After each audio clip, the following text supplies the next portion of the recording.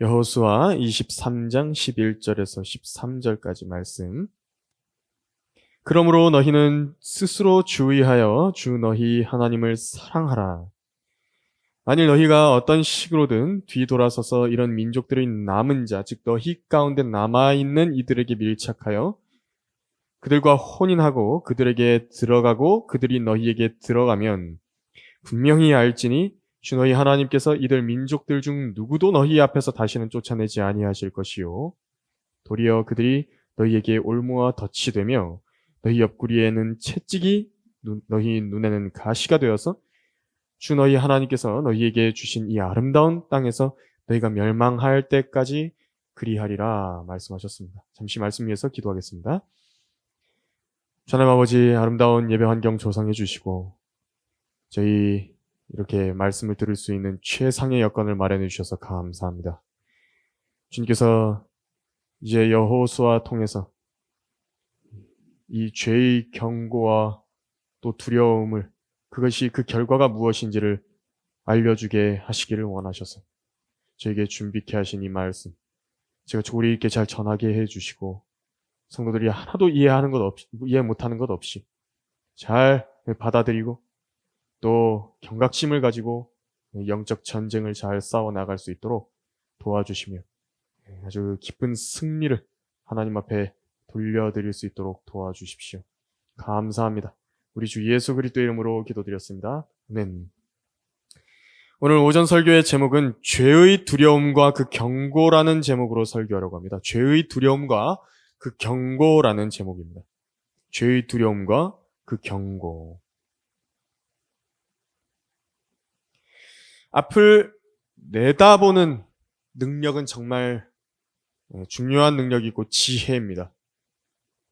미래에 될 일들이 마치 현재에 일어난 것처럼 실제적으로 느끼는 능력은 정말 중요한 것입니다. 누군가는 미래에 어떤 일이 일어날 개연성이 있다. 그 일이 일어날 수 있을 것이다. 그걸 알고요. 거기서 끝나버립니다. 왜냐하면 심각하게 느끼지 않는 것이죠. 이걸 보고 뭐라고 이야기하냐니까 어리석다고 이야기하는 것입니다. 지혜롭고 현명한 처신이 이루어지는 것은요, 단순히 어떤 일이 일어날 수 있다를 아는 정도가 아니라 그것이 나에게 일어난 것처럼, 내일 당장 눈앞에 일어나는 것처럼, 닥친 것처럼 여길 줄 아는 것이 참된 지혜입니다. 누군가는 호들갑이라 생각할 수 있죠. 누군가는 유난이라고 생각할 수 있을 것입니다. 하지만 정말 중요한 문제에 대해서 느긋하게 여유를 부린다라고 한다면 그건 더 위험한 일입니다. 차라리 호들갑을 좀 떨고 유난을 떠는 사람이 되는 것이 나은 것입니다. 노아의 홍수가 그랬죠. 또 지옥의 문제가 그런 것입니다. 하나님께서 말씀하신 지옥의 영원한 불의 형벌에 대한 부분이 마찬가지인 겁니다. 그 일을 당장 자기 눈앞에 일어난 것처럼 심각성을 인지한 사람들이 미래의 그 문제를 피할 가능성이 높고 자신의 구주로 예수님을 받아들일 가능성이 높은 것입니다. 하지만 자기가 대단한 사람인 것처럼 여기면서 허세를 부리고 여유 부리는 사람들은 망해버리는 것입니다.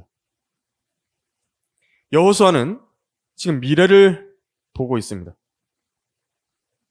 이스라엘이 지금 가나안 땅에서 하나님의 약속대로 그 땅을 차지를 한 상태고요. 각자의 상업과 유업과 지경을 나누어 가졌다. 이것을요, 지금 우리가 볼 수 있습니다. 그래서 민족들을 이 땅을 차지하게 하셨는데 너희 가운데 민족들이 남아있다라고 지금 12절에서 돼 있는 것입니다. 하지만 이렇게 점유한 상태가 아닌 거죠. 완전히 점유한 상태가 아닌 겁니다.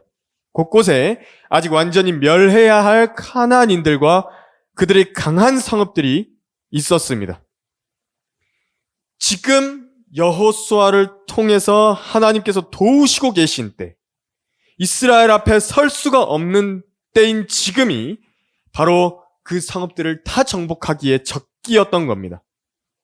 하나님께서 직접적으로 내가 도와주겠다라고 말씀하신 지금에서 그 성읍들을 남김없이 쓸어버려야 했습니다.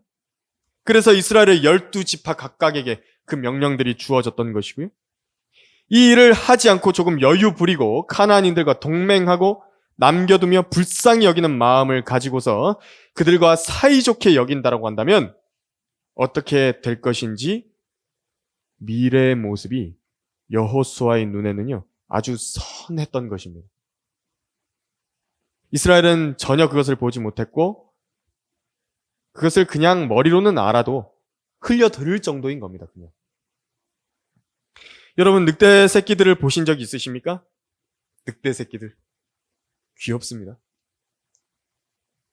하지만 늑대 새끼가 늑대가 아닌 것은 아닙니다. 6개월 정도만 지나도 어떻게 되냐니까 이빨이 무시무시하게 나옵니다. 막 그릉거리는 것이요. 막 야수성이 막 드러난다고. 새끼 늑대들을 들판에서 주워온 유목민들이 있는데 결정을 내려야 됩니다. 2년 정도의 기간 안에 그들이 더 크기 전에요. 죽여야만 하는 것입니다. 2년 지나고 나면 이제 아무리 유목민들이 가정에 정을 붙였다 하더라도 그 야수성이 드러난다 그럽니다. 그래서 사람과 가축을 해치고 위험한 상황을 초래하는 것입니다. 이 죄라는 것도 마찬가지입니다. 새끼 때, 작을 때, 그때 완전히 토벌해서 싹을 자르고 뿌리를 뽑아야지 이미 나중에 다 큰 대나무가 돼버리면요. 그 뿌리가 온 지면의 수면 밑에서 다 퍼져 있는 겁니다. 지면에 다 퍼져 있는 겁니다. 그러면 이제 그 큰 나무를 뽑아버린다 하더라도요. 그 뿌리가요. 여러 군데 퍼져 있기 때문에 죽순이 돼가지고 다른 데서 또 올라오는 겁니다. 그러면 이제 그때 제거하려 그러면 매우 어렵게 되어 있고 심지어 내가 그 죄에게 다시 정복을 당해 죄의 종으로 나고 해서 다시 타락의 길로 들어갈 수 있다는 점을 알아야 되는 것입니다. 그래서 오늘 설교에서는요. 이스라엘이 남겨두었던 성읍 그리고 그곳의 가나안 사람들의 종류를 살펴보면서 우리가 죄와의 영적 전쟁을 치를 때에 얼마나 이 죄에 대한 경각심과 두려움을 가져야 되는지 그 경고를 알아보려고 합니다. 죄의 싹을 남겨두면 어떻게 되는가? 첫 번째로 여부스인의 경우를 우리가 한번 살펴보려고 합니다. 오늘은 성경을 좀 많이 찾아보려고 합니다. 15장 63절인데요. 여호수아 15장 63절을 한번 보시면 여호수아 15장 63절입니다. 여호수아 15장 63절에서 예루살렘 거민 여부스인에 관해 말하면 유다 자손이 그들을 쫓아내지 못하였으므로 여부스인이 오늘까지 예루살렘에서 유다 자손과 더불어 거하니라 그랬습니다. 이 예루살렘 지역인데요. 여기는 지경이 어떻게 되냐면 유다 지파가 이렇게 있으면요. 거기 베냐민 지파와의 사이에 그 땅의 경계가 있거든요. 거기에 이제 예루살렘이 있습니다. 예루살렘의 위치에서 살고 있었던 이전 카나안 민족이 여부스인들입니다. 근데 이들을 살려놓았습니다. 그래서요, 유다와 베냐민 모두 이 대가를 둘 다 치르게 됩니다, 나중에. 제가 오늘 그걸 좀 보려고 합니다. 이번 대지에서는. 유다와 베냐민이 힘을 합쳐서 땅을 토벌해 나가는 과정 중에 재판관기 1장에 그 내용이 나오는데요. 1장 21절에 이렇게 써 있습니다. 제가 읽어드리겠습니다. 베냐민 자손이 예루살렘에 거한 여부스인을 몰아내지 아니하였으니 여부스인이 오늘에 이르기까지 베냐민 자손과 함께 예루살렘에서 거하니라. 재판관기 1장 21절에서. 그러니까 유다 자손과 베냐민 자손과 함께 해서 성읍들을 토벌하러 다녔거든요. 그런데 예루살렘에는 남겨둔 겁니다. 여부스인들을. 그래서 이들을 완전히 멸하고 쫓아내고 베냐민인만 거하도록 해뒀어야 되는 것이거든요. 그리고 그들의 모든 문화, 풍습, 그림들, 제단들, 신전들, 우상들을 다 타파하고 깨뜨리고 주 하나님의 명령대로 그들을 불쌍히 여겨서는 안 됐습니다. 그런데 여러분, 우리가 오늘 그 여호수아 23장을 본문으로 읽었었는데 거기서 처음 11절에서 등장한 말씀이 뭔지 아십니까? 너희는 스스로 주의하여 주 너희 하나님을 사랑하라는 말씀이거든요. 근데 한번 생각해 보십시오. 이 하나님을 사랑한다는 것이 얼마나 어려운 일인지 한번 생각해 보십시오. 하나님을 사랑하면 그분의 계명들과 명령들을 지키게 되어 있습니다. 그런데 내가 베냐민 지파에 속한 어떤 무장한 군인이라고 했을 때요. 그래서 내가 그때의 여호수아와 함께 정복 전쟁을 나서고 있는 내가 베냐민 지파 중에 한 사람이다 라고 생각을 했을 때, 이제 여부스인들의 그 삶의 터전에 딱 가가지고 이제 정복을 하려 그러는데 그들 다 쳐야 되거든요. 쫓아내고 칼로 그들을 죽이고 해야 됩니다. 내가 그렇게 해야 된다고. 근데 예루살렘에 딱 가보니까 거기서 여부스인들이 꾸려놓은 여러 가지 수고들을 봤을 거 아닙니까? 죄만 짓고 살진 않았을 거 아닙니까? 그들에게도 가정이라는 것이 있을 것이고 귀여운 아기들이 있을 것이고 나름대로의 풍습들, 건전한 것들 왜 발견되지 않았겠습니까? 근데 이런 것들을 보면서요, 마음이 약해진 겁니다. 거기에다가 마음을 딱 두게 되고 눈에 불쌍하게 여기게 봐줬던 겁니다. 그래서 그들을 용납해줬고 이스라엘과 함께 그래도 이 정도는 좀 지낼 수 있게 해주자. 그러고 용납해준 겁니다. 관용을 베푼 겁니다. 그러나 이것이 화근이 됐습니다. 인도주의적 차원, 박애의 차원에서 하나님의 명령을 거역한 겁니다. 그래서 하나님을 사랑한다는 것은요, 굉장히 어려운 일입니다. 얼마나 칼을 들이밀기 어려운 경우들이 많이 있었겠습니까? 하지만 그 일을 베냐민 지파가요, 하지 않은 겁니다. 그래서 이런 나약한 마음 뒤에는 여부스인들의 행실과 종교와 죄악이요 함께 스며들어왔고, 이제 그들이 이 일들을 탐닉하며 같이 죄를 지어버린 것입니다. 재판관기 2장 1절에서 3절까지는 뭐라고 되어 있냐면요, 주의 천사가 이런 말을 합니다. 주의 천사가 길갈로부터 보킴에 이르러 말하기를, 내가 너희를 이집트에서 올라오게 하였고 내가 너희를 너희 조상에게 맹세한 땅으로 인도하여 왔노라. 또 내가 말하기를, 나는 내가 너희와 세운 내 언약을 어기지 아니하리라. 너희는 이 땅의 거민들과 어떤 동맹도 맺지 말며 너희는 그들의 제단을 헐라하였으나 너희는 내 음성에 복종하지 아니하였도다. 어찌하여 너희가 이같이 하였느냐? 그러므로 내가 또 말하기를, 내가 그들을 너희 앞에서 몰아내지 아니하리니 그들이 너희 옆구리에 가시처럼 될 것이요 그들의 신들이 너희에게 올무가 되리라 하였노라 하니라. 그러니까 지금 이제 주님께서는요, 미래를 이미 보고 계신 것입니다. 딱 보니까 분명히 이스라엘이 쫓아내야 되는 일들을 해야 되거든요. 주님께서도 그래야 또 말벌들도 보내시고 재앙들을 통해서, 짐승들을 통해서 그들도 또 몰아내시고 하나님의 방법으로 몰아내시고 그렇게 하실 것인데, 하나님께서는 안 하시고 이들이 안 하시니까 하나님께서도 하실 수가 없는 겁니다. 그래서 여부스인들이 이렇게 남겨졌죠. 그 결과가 어떻게 됐냐니까요, 이제 나중에 재판관기 19장, 21장까지 가면 거기서 나옵니다. 결과가 나옵니다. 베냐민 지파 전체가 없어질 뻔했습니다. 베냐민 지파 전체가요, 멸절될 뻔했다고. 재판관기 19장을 잠깐 손가락 껴두시고 가보시면요, 여호수아 그 다음이 재판관기죠. 재판관기 19장, 재판관기 19장 11절을 한번 보시면, 그들이 여부스에 가까웠을 때에 날이 이미 저물었으므로 그 종이 주인에게 말하기를, 오소서 내가 청하오니 우리가 여부스인들의 성읍으로 돌이켜 들어가서 거기서 유숙하사이다 하자라고 되어 있습니다. 이 구절에 지금 나오고 있는 그들은요, 여기 19장 초반부에 나오는 한 레위인과 그 종과 첩인데, 이 첩이요, 이 레위인을 배반을 하고 음행을 하고 자기 친정으로 도망갔다가 지금 이 레위인이 종과 함께 그 첩을 데리고 돌아오는 길이었습니다. 이제 돌아오는 길인데 여부스인들이 성읍을 지나치게 되었거든요. 이제 거기서는 머물지 않고 바로 그 다음 성읍인 베냐민 성읍의 그 기브아라는 곳으로 들어갑니다. 그러니까 여부스인들의 성읍과 기브아라는 성읍이 가까웠던 겁니다. 기브아는 사울의 고향이기도 하죠. 그러니까 가까운 그 성읍에서요, 서로 문화 교류가 있고 종교 교류가 있고 교제가 있는 것입니다. 그래서요, 약한 사귐이 좋은 행실을 부패시켰는데 그 결과가 어떻게 나오냐니까, 베냐민 지파가요, 이 레위인에게 몹쓸 짓을 합니다. 이 베냐민 지파가 여부스인들에게 배워서는 안 되는 것을 배웠습니다.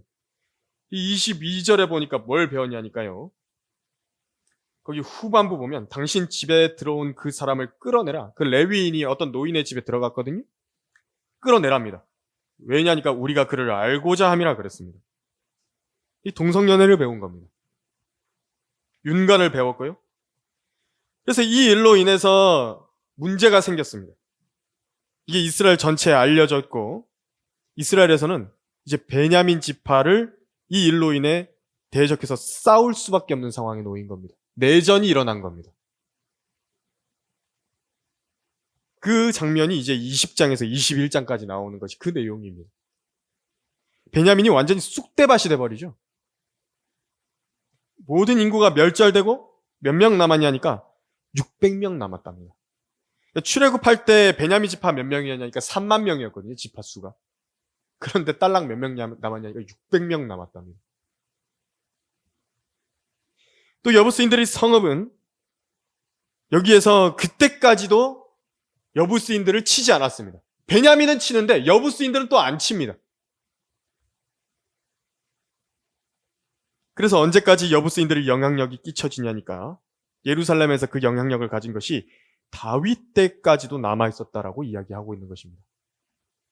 다윗이 예루살렘을 정복해서 이제 들어가려고 그러는데 그 다윗 왕의 앞길을 방해하고 막아선 자들이 바로 이 여부스인들이었습니다. 그래서 다윗이 말하죠.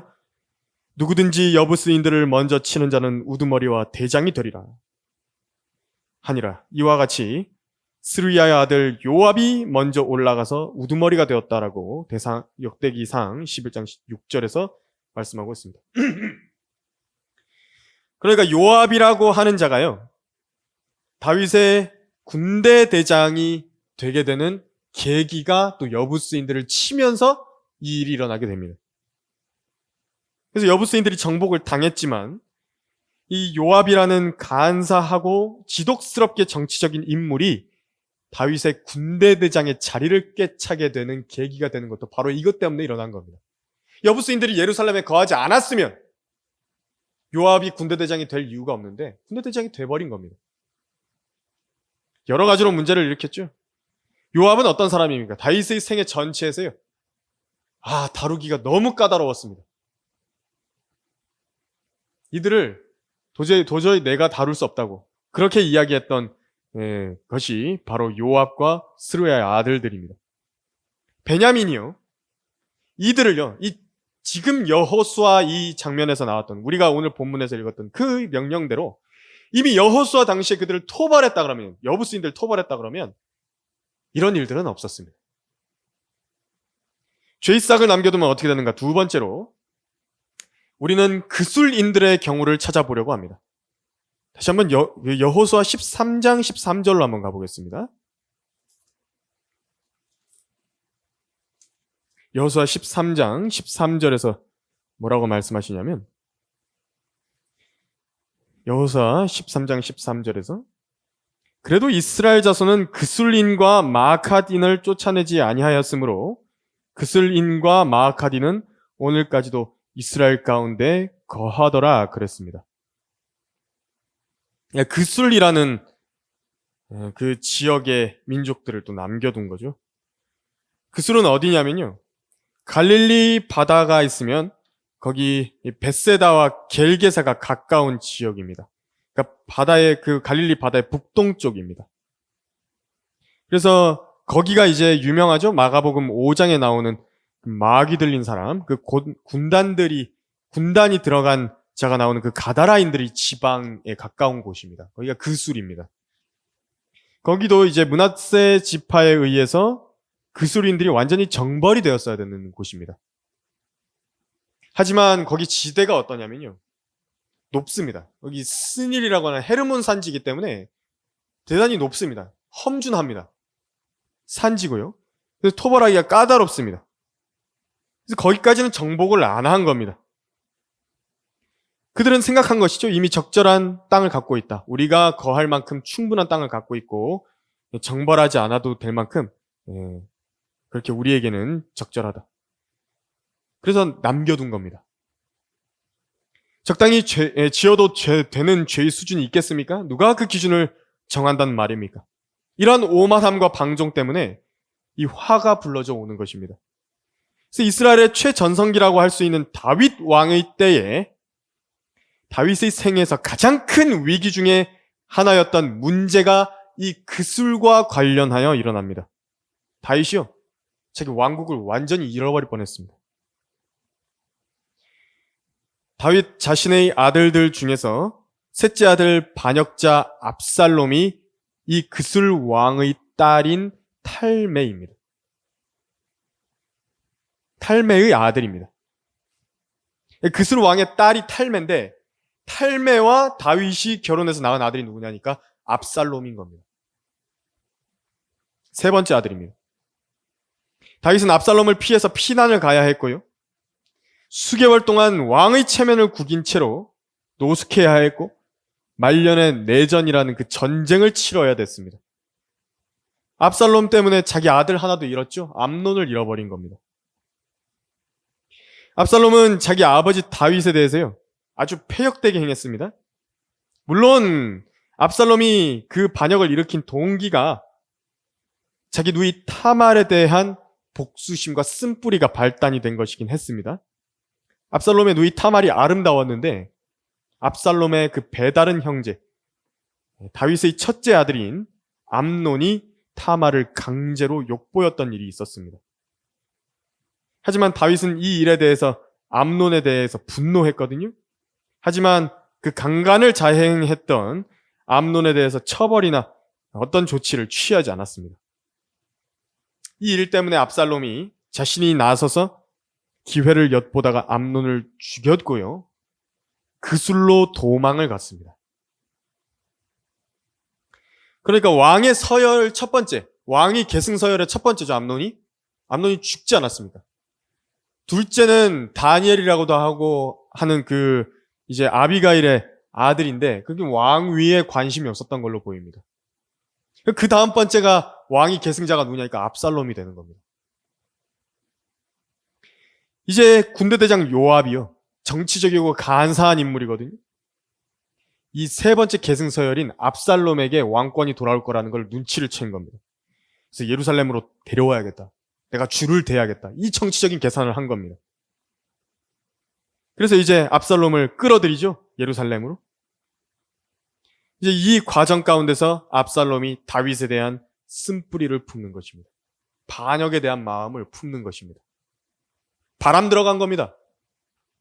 요압이 압살롬에게 너는 왕의 아들이 아니냐고, 왕이 계승자가 아니냐고 바람 넣은 겁니다. 그래서 요압은요, 압살롬이 매우 아름다웠고 왕이 될 만한 자격이 있는 유력한 인물이라고 생각해서 그에게 줄을 대어볼 생각이었던 겁니다. 하지만 둘의 사이가 틀어져 버립니다. 압살롬이요, 와가지고 이제 요압의 밭에다가 불을 질러버리거든요. 요압이 화가 나갖고 이제 왕 앞으로 압살롬을 좀 데려가 달라고, 압살롬 자신을 좀 데려가 달라고 그렇게 이제 간청을 하게 되는데 서로 원수지간이 돼버립니다. 압살롬은 결국 헤브론에서요, 성읍에서 나팔을 붑니다. 자기가 왕이 되겠다. 세력을 모아가지고 아버지를 죽이려 했고 반역을 일으켰고 이스라엘 백성의 마음을 도둑질 해버렸습니다. 자기 아비의 첩들에게 대낮에 천막을 쳐놓고 거기에서 관계를 가졌습니다. 그것이 그술 왕의 집안 내력을 이어받은 압살롬입니다. 자기 누이가요, 강제로 욕보임 당했던 것에서 분노해갖고 살인을 저질렀던 그자가 자기 아비의 첩들에게 들어간 겁니다. 그 첩들을 공개적으로 더럽힌 겁니다. 이게 압살롬입니다. 여기서 우리가 알 수 있는 교훈 역시도 마찬가지로 이스라엘이 그술인들을 완전히 쫓아내지 않은 그 대가를요, 왕국 전체에 혹독하게 치렀다라는 점을 알 수 있는 것입니다. 그 내전으로 인해서 많은 사람들이 죽었습니다. 그술의 계보에 이스라엘 왕국 전체를 복속시킬 뻔했습니다. 다윗은 분명 여호수아를 읽었을 것입니다. 거기에 그술인도 정복 대상이었음을 알았을 텐도 불구하고 이를 무시하고 그술 왕의 딸 탈메를 자신의 첩으로 들여온 것입니다. 당시에 다른 왕국과 인척 관계를 맺었다. 이것은요, 서로 싸우지 않겠다는 동맹의 약속입니다. 이 일로 인해서 다윗은 큰 빌미를 주었고 하나님 아버지의 징계의 쓴맛을 아주 강하게 보아야 했던 것입니다. 하나님께서는 이미 멀리서 미리 보시고 알고 계신 해안으로 우리에게 명령을 주신 것인데 이와 같이 우리 유익을 위한 것들이거든요. 근데 이스라엘이 이 점을 알지 못했기 때문에 읽었던 여호수아 13장 13절에서 그 수를 완전히 진멸하지 않았던 것입니다. 절 숫자도 보십시오. 장절 숫자도 13입니다. 13이 13입니다. 반역의 씨앗이 여기서 심겨진 겁니다. 이 점은 단순히 한 국가의 커다란 흥망성쇠에만 적용되는 게 아닙니다. 하나님께서는 이렇게 말씀하십니다. 그러나 누구든지 자신의 욕심에 끌려 유혹을 받을 때 시험을 당하는 것이니 그러므로 욕심이 잉태하면 죄를 낳고 죄가 장성하면 사망을 낳느니라. 나의 사랑하는 형제들아 속지 말라. 야고보서 1장 14절에서 16절까지 말씀하셨습니다. 그러니까 내 욕심에 끌렸다. 그 죄를 낳는 것입니다. 욕심은 씨앗입니다. 이 죄가요, 태어나게 되면 원하든 원하지 않든 그 죄는 자랍니다. 죄를 어릴 때 죽이지 않으면 죄가 장성하게 되는데 죄가 장성하면 하는 일이 뭐냐니까 나를 죽이러 온답니다. 이것은 우리에게도 영적으로 적용할 수 있는 것입니다. 교훈을 받을 수 있습니다. 지옥에 가고 안 가고 그 문제를 말하는 것이 아니라 이 지상에서 용납했던 욕심이요, 아주 조그만 것 그것이요 잉태돼서 죄를 낳게 되는 것이고 죄를 어렸을 때 죽이지 못했다라고 한다면 그 죄가 커서 나를 죽이러 온다는 겁니다. 아주 싸움이 어려워지기 전에 아예 욕심이 잉태되지 않는 것이 최고고요. 죄가 태어났다면 죄가 힘을 얻어서 근력이 붙고 키가 크고 뼈가 튼튼히 자라나기 전에 어릴 때의 싹을 뽑아야 됩니다. 작은 죄라고 해서 그래서 우리가 절대 방심해서는 안 되는 겁니다. 지금이야 작아서 별일 아닌 것 같지만 크게 자라면 많은 사람들을 죽이는 것입니다. 죄의 싹을 남겨두면 어떻게 되는가? 세 번째로 시돈의 경우를 우리는 함께 살펴볼 수 있습니다. 재판관기 1장 31절을 한번 보시면 31절, 32절을 제가 읽어보겠습니다. 재판관기 1장 31절, 32절입니다. 아셀입니다. 아셀 지파 있죠? 아셀도 아코 거민과 시돈 거민과 알랍과 악십과 헬바와 아핏과 르홉 거민을 몰아내지 아니하였으니 아셀인들이 그 땅의 거민인 카나안인들 가운데 거하였더라. 이는 아셀인들이 그들을 몰아내지 아니하였음이라 라고 말씀하셨습니다. 아셀 지파 역시도 자기들이 땅의 영역에 속한 곳에서 하나님의 약속의 말씀을 신뢰해서 칼을 휘둘러야 됐고 쫓아냈어야 되는 것이거든요. 마음이 약해져 버린 겁니다. 이 시돈인들을 완전히 멸하지 않은 겁니다. 시돈인들, 그들의 종교, 신들, 전통들 모든 거 아까워하지 말고 멸절시켜야 됐습니다. 그런데 이들을 용납을 해줬더니 나중에 엄청난 결과들이 초래된 겁니다. 또 다른 지파에도 영향을 끼쳤는데 누구냐니까 단지파에도 함께 영향을 끼치게 됩니다.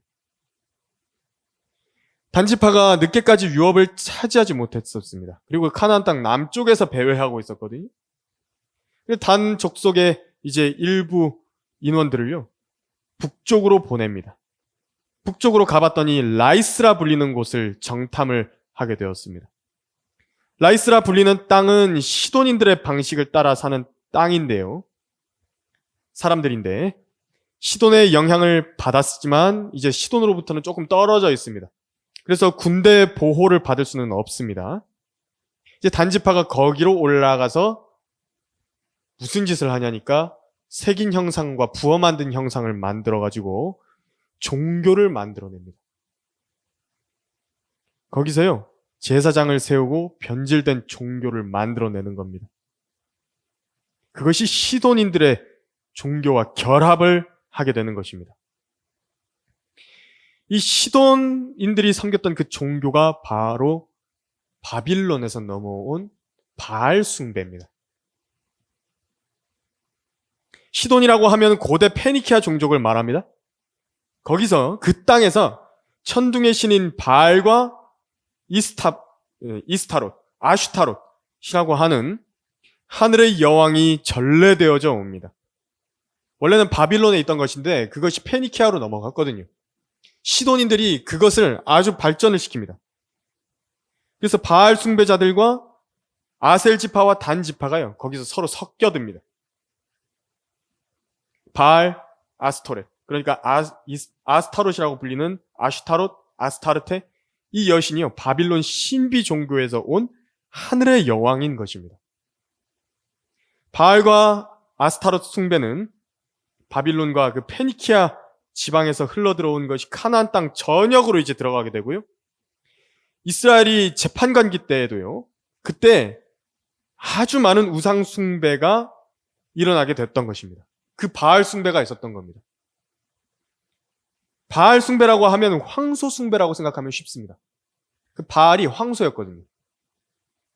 재판관기에서 바로 그런 일들이 많았다라고 이 10장 6절에서 말씀하셨고, 심지어 시돈으로부터 보급된 이 바알과 아슈타롯이 사무엘이 재판관으로 서게 될 때까지도 강력하게 역사하고 있었습니다. 그래서 그때 필리스티아인들이 쳐들어왔을 때도 너희 가운데서 하나님의 도움을 구하기 원한다라고 한다면 바알과 아스타롯을 치우라고 그렇게 사무엘이 이야기했던 것입니다.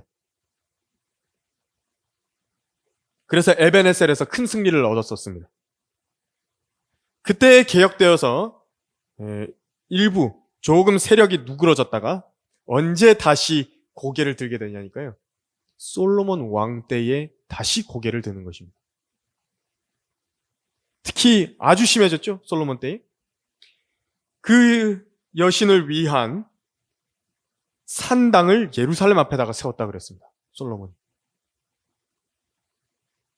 그리고 솔로몬 때에 이 죄로 인해서 하나님께서 심판을 하셔서 북왕국과 남왕국으로 유다와 이스라엘을 찢어버리시는 것입니다. 그리고 북쪽에서는 시돈인들과 또 결합했던 이 죄가 아주 극심해져서 이제 여로보암 때에 그 황소 숭배가 들어오게 되고요. 금송아지가 엮어져서 이스라엘 땅에다가 두 곳에다가나 세워버립니다. 그곳에 이제 금송아지가 세워지자 카나안인들의 방식을 배우고 민간에 널리 퍼져 있던 종교를 통해서 거기 여로보암이 백성들의 지지를 얻었던 것입니다.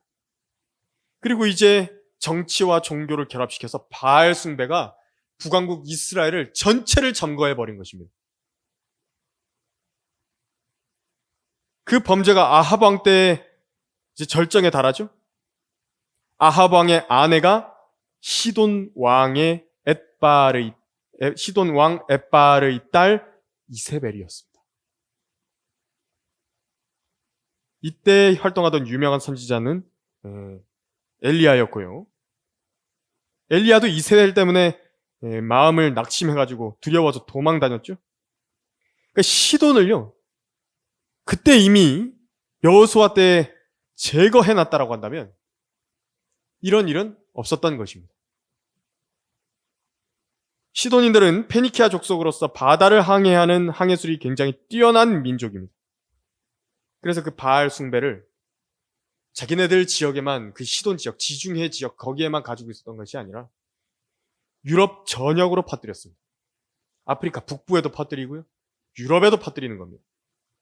그래서 바알이 어떻게 들어가냐니까 그리스와 로마 지역에 들어가서 제우스, 주피터, 헤라클레스 이렇게 이름이 바뀌어서 들어간 것입니다.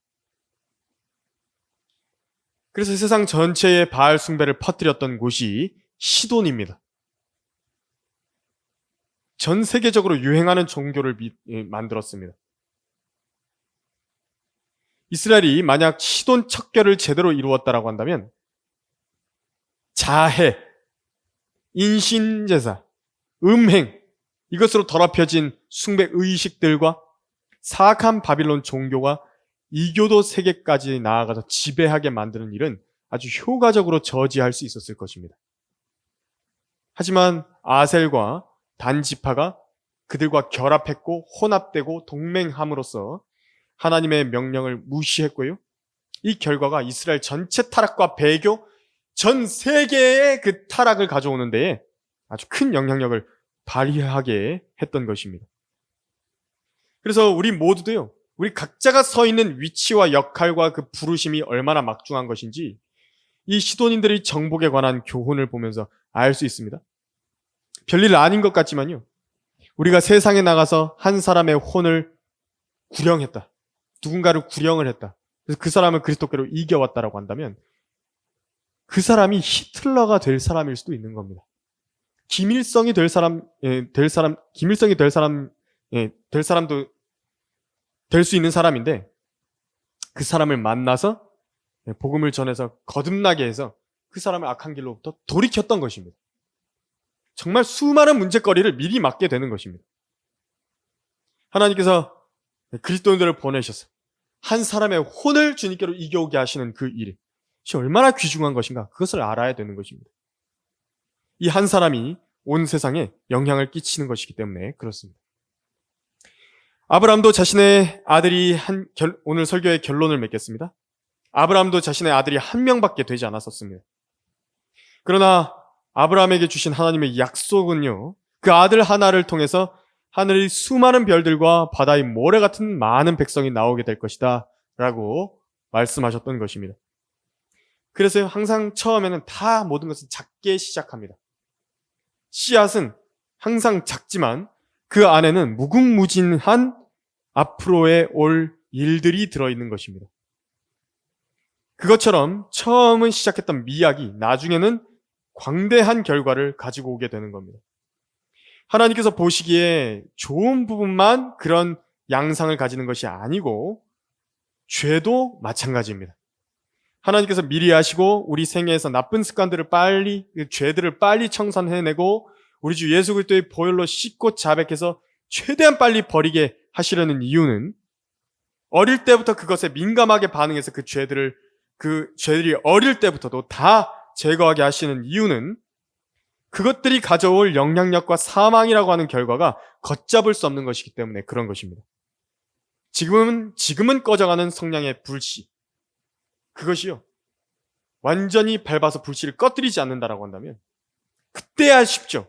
그때 꺼뜨리는 것은 쉽지만 한번 옮겨붙거나 이제 바람을 타고 날아가서 통제되지 않게 된다라고 한다면 아무도 끌 수 없는 지경에 이르게 되는 것입니다. 그것이 바로 죄악의 씨앗이고 다툼의 씨앗이고 모든 교만함과 사악함을 속삭이는 씨앗인 것입니다. 진화론 같은 다윈의 조그마한 거짓말과 망상과 상상도 나중에는 수습 불가능한 전 세계적인 종교와 신념 체계가 되어버린 것처럼 우리는 죄에 대해서 아주 단호한 자세를 가져야 됩니다. 동맹을 말해서는 안 되고 타협을 말해서는 안 되는 것입니다. 죄를 결코 불쌍한 시선으로 용납 가능한 것으로 대하는 태도에서 우리 자신의 마음을 완전히 고쳐야 하는 것입니다. 오늘 설교를 마치겠습니다.